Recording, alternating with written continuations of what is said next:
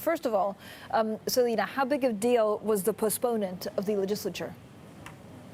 Well, Francine, this is a big deal. This would be the first delay in decades, but this doesn't come as a surprise. This was as expected. We don't know yet when this new date will be. It had been planned for March 5th. This is China's, of course, largest annual political event. This is when China unveils its economic targets, defense spending projections, and other key policy decisions. And it's also sometimes when they announce major policy changes and personnel reshuffles. Now, given all of the travel restrictions across China, transporting thousands of officials to Beijing and putting them all in the same area does pose significant transmission risks. And key officials have also said that they need to focus on controlling the outbreak at their local posts. And this decision does come just days after Beijing quarantined 69 people in the west area of Beijing. This is where the central government is actually headquartered. So those people had come into contact with a local government official who tested positive for the coronavirus. So no surprise here that we're seeing this delay.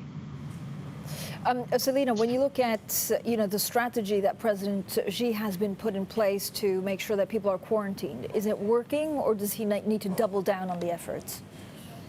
Well, you did have Xi tell some hundreds of thousands, more than 100,000 government officials on a conference call to spare no effort to contain the outbreak. But you have actually seen the local governments try to balance how to slightly loosen some of these quarantine and travel restrictions in order to boost the local economy. So you have heard the central government urge these local governments to do that. So right now the economy is running at about 50 to 60% capacity, but we did see several provinces start to loosen some of those travel restrictions as they start to get more of the migrant workers into the factories. But in terms of overall how that travel restriction quarantine has been working, you did have the World Health Organization praising China for putting those quarantines in place, saying that it delayed the spread in China by 2 to 3 days and around the world by 2 to 3 weeks.